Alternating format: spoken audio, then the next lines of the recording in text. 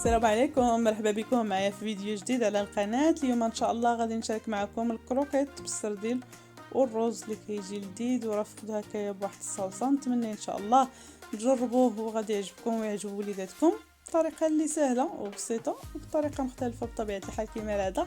غنخليكم مع الفيديو حتى الاخير باش تشوفوا المقادير وطريقه التحضير. والناس اللي كيزوروا القناه ديالي لاول مره نتمنى ان شاء الله تشتركوا وتفعلوا زر الجرس باش يوصلكم دائما الجديد. فخليكم مع الفيديو حتى الاخير وغنبداو على بركه الله. بالنسبه لاول حاجه هي السردين اللي خصو يتنقى.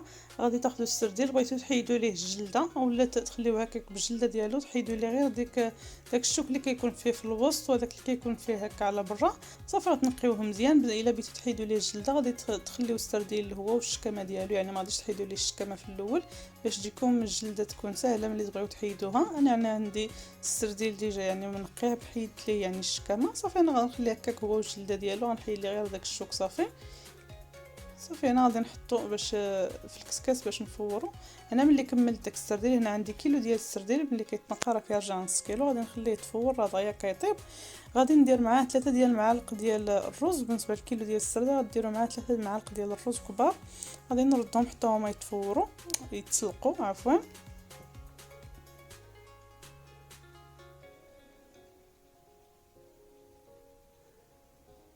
غندير معاهم شويه ديال الزيت.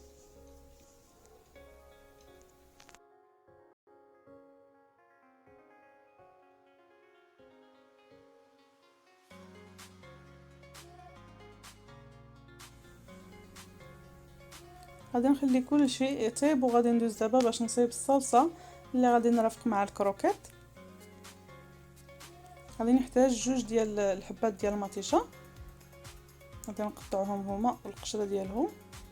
وغنحتاج نص ديال البصله وحده، غادي نقطعها حتى هي في الكاسرونه. درت فيها كاس ديال الماء وغادي ندير واحد فص ديال الثومه.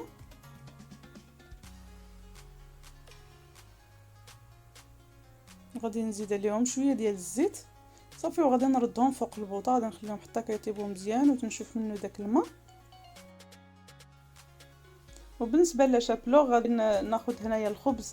الا عندكم الخبز البايت يعني يكون قاصح، من الاحسن تخدموا به غير هو وتدخلوا شويه الفران تخليوه حتى كيقصح مزيان. صافي تخدموا به. انا هنايا درت الخبز العادي غادي ندخلوا الفران حتى كيقصح مزيان. صافي وغادي نخرجوا باش نطحنوا.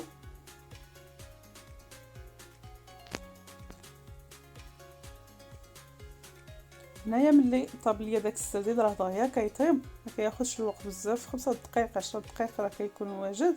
هنايا بغيتو تطحنوه هكا في الطحانه ولا تمعكوه هكا غير بيديكم ولا بالفرشيطه راه دغيا يعني كيتفرتت.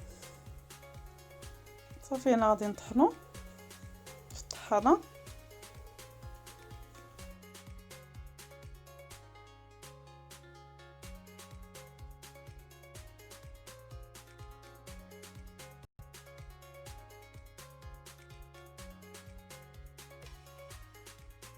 هذا هو الشكل ديالو كما كتلاحظوا كيكون مطحون مزيان. دابا غادي نزيد داك الرز اللي سلقته خديته وصفيته مزيان. غادي نزيد عليه الربيع مقطع. عندي هنايا القزبور والمعدنوس مقطعين. عندي هنا شويه ديال التحميره مع شويه ديال الابزار وشويه ديال الملحه. غندير معلقه كبيره ديال زيت الزيتون.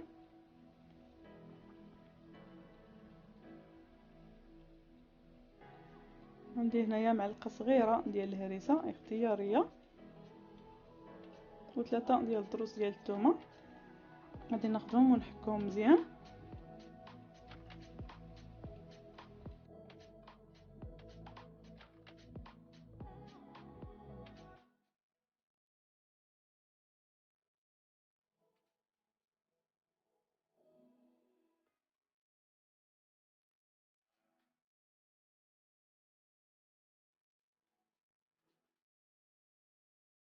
وغندير عصير ديال نص حامضه.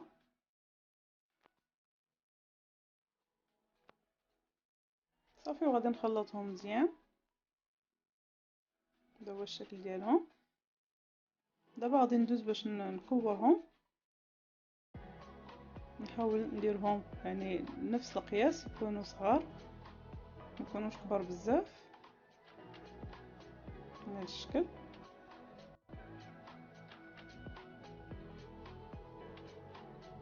غنستمر بهذه الطريقه حتى كنكمل هاد الكميه ديال السرديل كامله اللي عندي، وغادي ندوز باش نطيبها.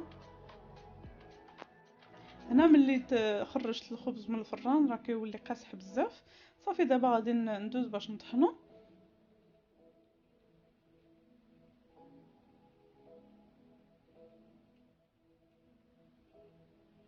هذا هو الشكل ديالو كما كتلاحظوا، كيولي مطحون مزيان.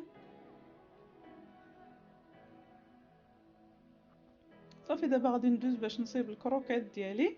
انا خديت بيضه وحده غادي نطربها مزيان، وخديت هنايا الدقيق ديال الفورص. صافي هنا غادي ناخذ الكروكيط غادي ندوزو في الدقيق هو الاول، وغادي نحطو في البيض، ومن بعد غادي نحطو في لاشابلور بهذا الشكل.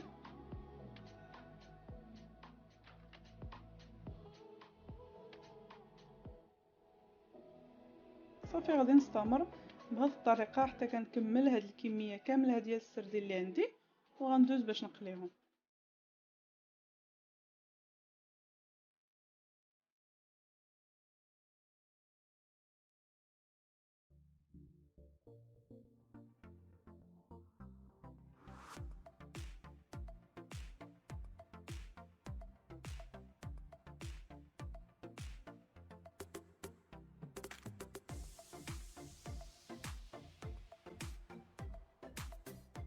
هنايا درت الزيت حتى سخنات، ودابا غادي نبدا نطيب في الكروكيط ديالي. هنايا الزيت ديروها غير فشي حاجه اللي تكون صغيره باش ديروا كميه قليله ديال الزيت وتجيكم الزيت هكا طالعه تخبي لكم داك الكروكيط. صافي غتبقى تحركوه مره حتى كياخذ لكم داك اللون مذهب. وبالنسبه للسردين علاش قلت لكم ضروري خصكم تفوروه، حيت الا طيبتوا السردين هكاك وهو خضر السردين كيطلق الماء وغادي يجيكم الكروكيط محلول وما غاديش يجيكم مقاد، يعني ما غاديش يبقى لكم الشكل ديالو على يعني هكايا مكور ومقاد. غادي تحل لكم والسردين راه كيطلق الماء. داكشي علاش خصكم ضروري تفوروه باش يجيكم ناشف. صافي غادي نستمر بهذه الطريقه حتى كنطيبهم كلهم، كتنقصوا عليه العافيه، يعني ما غاديش تزيدوا العافيه بزاف باش ما يتحرقوا لكم دغيا.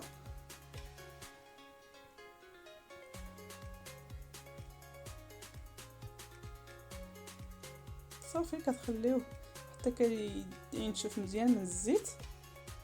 وهنا ملي طابت ليا ديك باطيشه هي والبصله والثومه يعني نشفات من داك الماء، صافي غادي ناخذهم وغادي نطحنهم.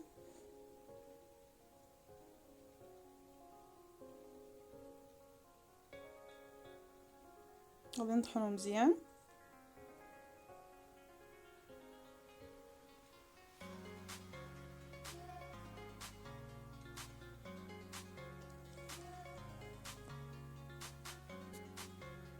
صافي هنا غادي نزيد ليه شويه ديال التحميره مع شويه ديال الملحه، وغندير شويه ديال البزار، وغندير الربيع مقطع، عندي هنا القزبور.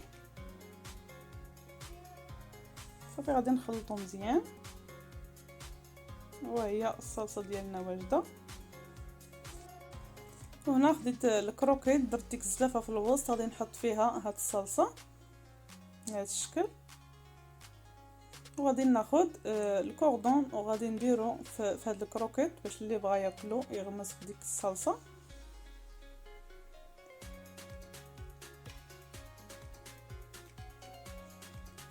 وهذا هو الشكل النهائي ديال الكروكيط بالسرديل والروز اللي شاركت معكم اليوم. نتمنى ان شاء الله تجربوه ويعجبكم بزاف، صراحه كيكون لذيذ بزاف وما تشبعوش منه.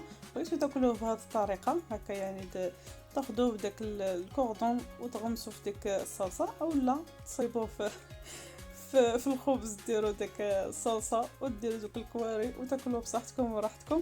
نتمنى ان شاء الله تجربوه وراه غادي يعجبكم بزاف. الى عجبكم الفيديو ما تنساوش تشجعوني بلي لايك ديالكم وبالتعليق ديالكم، وتبارطاجيوه مع عائلتكم واحبابكم. الناس اللي كيزوروا القناه ديالي لاول مره نتمنى تشتركوا وتفعلوا زر الجرس باش يوصلكم دائما الجديد في القناه. ونقول لكم السلام عليكم الى فيديو جديد ان شاء الله ووصفات جديده.